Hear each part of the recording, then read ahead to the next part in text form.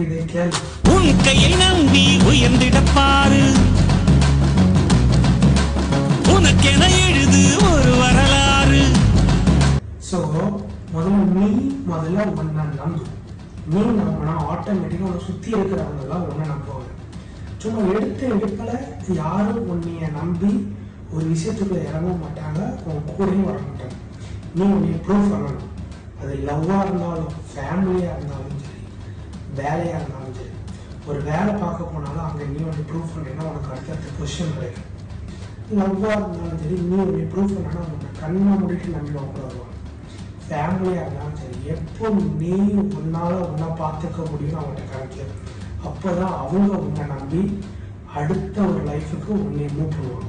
அந்த இடத்த விட்டுட்டு திருப்பி ஒரு இடத்துல எனக்கு அது வேணும்னு நிற்கும் போது அந்த இடம் கிடையாது. யோசி.